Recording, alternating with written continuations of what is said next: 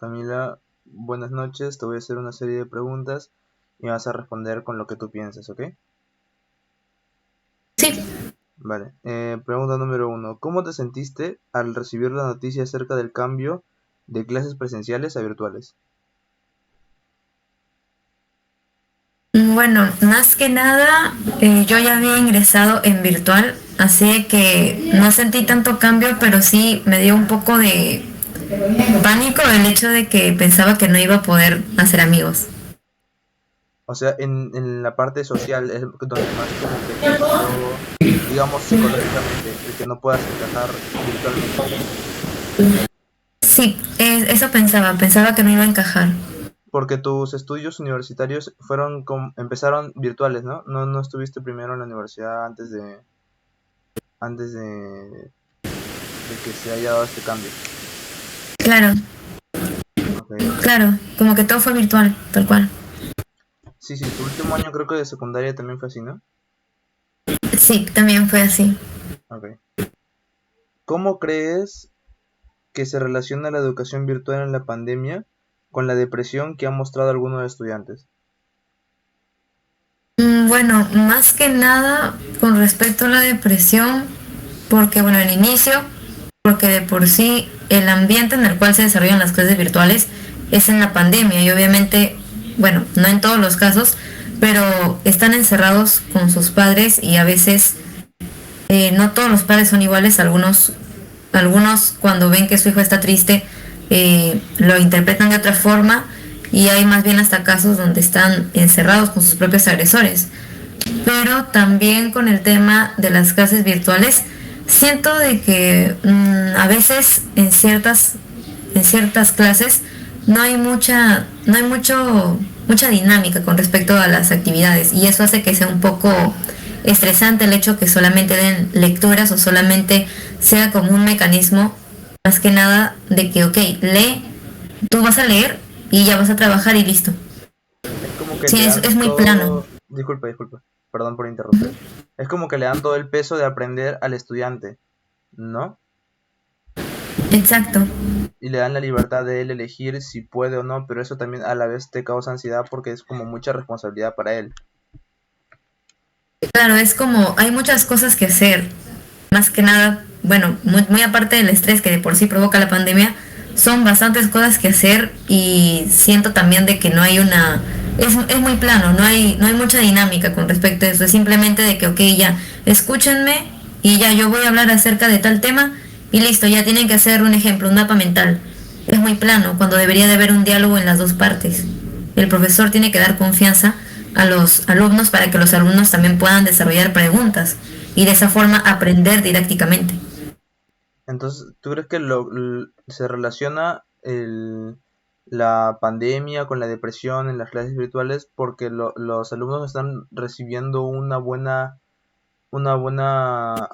educación y eso los hace sentirse ansiosos y lo cual los lleva a la depresión? Claro, porque sienten de que no están asimilando nada.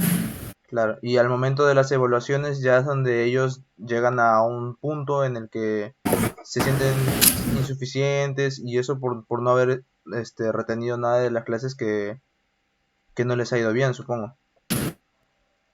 Claro, porque solamente es como de que, ok, ya me voy a aprender para el examen hasta este punto y llegan a ese punto en el cual dicen, ok, pero siento que no estoy aprendiendo nada. Ujú, sí, entiendo. Entonces, la siguiente pregunta sería, ¿cuál fue el principal motivo por el que los estudiantes cayeron en depresión? Pero me parece que eso lo hemos recalcado anteriormente, ¿no? Yo creo que sí. Pero sí, o sea, de las dos que me has mencionado, si tuvieras que mencionar un punto en específico por el cual los estudiantes cayeron en depresión, ¿cuál crees que sería? O sea, un punto detonante.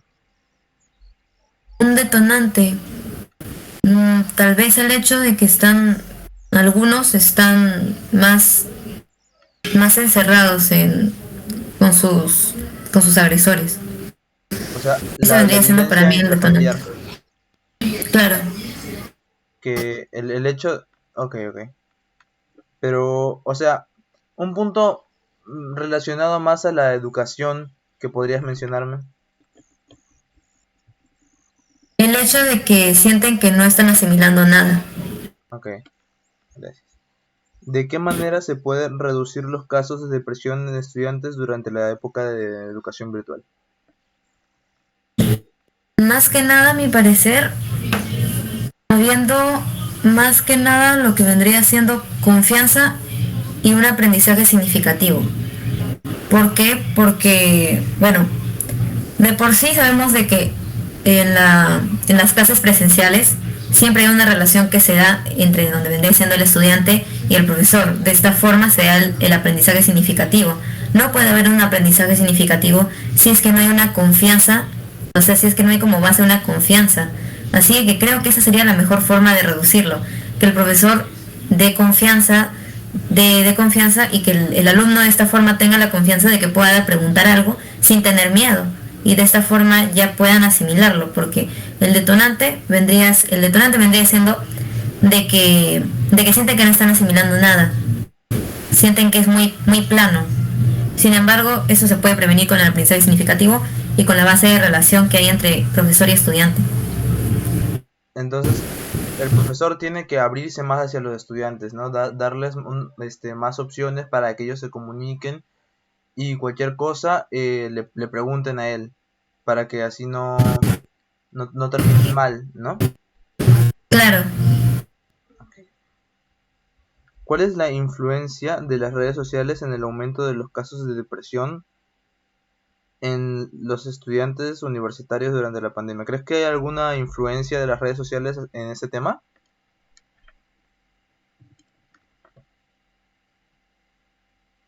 Yo creo, a mi parecer, creo que sí, más que nada porque, bueno, en lo personal me ha pasado. Con respecto a los estudiantes, es siempre, las redes sociales siempre muestran como de que una vida perfecta, de que, wow, sí, yo tengo una vida en la, más que nada los influencers, me ha tocado encontrarme con varios de esos perfiles en los cuales muestran como de que, wow, la vida perfecta, de que no, sí, todo es perfecto, me saco buenas calificaciones, soy lo mejor de lo mejor y eso obviamente les afecta porque es como, wow, ¿por qué tienes una vida tan perfecta y yo no la tengo? ¿Por qué tienes todo lo perfecto que vendría siendo en tu carrera y yo no lo tengo? Eso también les afecta, obviamente, es como de que tratan de alcanzar una perfección que en realidad nunca se va a poder dar porque somos humanos. Claro, entiendo. Sí. Porque en las redes uno muestra lo que quiere mostrar. Nadie dice que eso es la verdad, ¿no? Y eso muchas veces a la gente le produce un poco de envidia, un poco de... les hace sentir mal ver que otras personas estén haciendo lo que ellos no pueden, ¿verdad? Claro. Okay. ¿Qué medidas deberían implementar las universidades para prevenir la depresión de sus alumnos? Tú me mencionaste que los profesores deberían abrirse un poco más, pero en una cuestión un poco más macro, un poco más grande, ¿qué debería implementar la universidad? Ok, definitivamente pienso de que para prevenir eso se tiene que dar un plan de tutoría, de tutoría psicológica y tutoría psicoterapéutica. Psicológica, ¿por qué? Porque como anteriormente mencioné, no solamente al psicólogo deberían de ir solamente los alumnos, sino también tiene que estar abierto para los profesores, porque los profesores siguen siendo personas y a veces no van a veces son tímidos, las personas a veces son tímidas y no saben mucho como que abrirse a los demás y para eso les podría servir. Y psicoterapeuta también porque la universidad es un medio en el cual bueno, más que nada el joven, el adolescente, sociabiliza y también, o sea, se relaciona y es donde más que nada ahí se forma, bueno, los traumas porque en esa edad somos más, las emociones están más alteradas, así de que en esa parte pienso de que deberían de ayudar bastante. He conocido casos de mis amigos que gracias que han asistido a psicología, en mi caso yo también he asistido, y se pueden salvar muchísimas vidas frente a ello, porque uno de los principales síntomas de la depresión vendrían siendo los pensamientos suicidas, y eso se puede prevenir un suicidio, obviamente. Así que yo pienso que eso sería lo más importante que tiene que desarrollar una universidad, una educación el cual en una educación que ya lo tendría siendo el conocimiento, pero también un conocimiento de cómo manejar las emociones, ¿con qué? Con la ayuda de la tutoría psicológica. Muy interesante, Camila. Muchas gracias. Y la última pregunta, ¿cómo crees que se pueda tener una vida saludable y estable en estas épocas de educación durante la pandemia, sabiendo que muchos de los estudiantes están sufriendo de depresión y o estrés?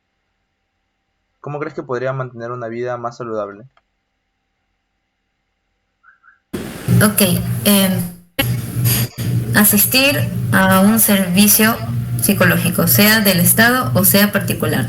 En segundo, un consejo que puedo dar vendría siendo realizar ese ejercicio, porque bueno, el ejercicio, muy aparte de distraerte de la ansiedad, el estrés y en cierta parte de la depresión, produce la hormona de la, bueno, de la felicidad, como es conocida, que vendría siendo la serotonina. También sería bueno de que planifiquen y organicen su horario. ¿Para qué? Para los estudios. Recordar también de que no todo es estudio. 24/7 no va a ser estudio. También se necesita su tiempo para sus amistades, para pensar en sí mismo, para alimentarse correctamente. Y bueno, también puedo aconsejar tener un bullet journal o un calendario. En lo personal, siempre de que tengo una reunión con mis compañeros, una reunión de trabajo o simplemente una tutoría con un profesor, pongo en mi horario para de esa forma no tener esos inconvenientes y poder organizarme. Y bueno, prestar atención obviamente, y si se sienten deprimidos, si se sienten en un estado en el cual están vulnerables, en el cual sienten que la vida no vale, recurrir o bien a los profesores, que es lo más cercano, vendría siendo en el ámbito de la educación, o a sus amigos, a sus compañeros. Eso en esencial. Siempre buscar ayuda, ¿no? Nunca lidiar con estos problemas solo. Exacto. Muy bien, eso ha sido todo, Camila. Muchas gracias.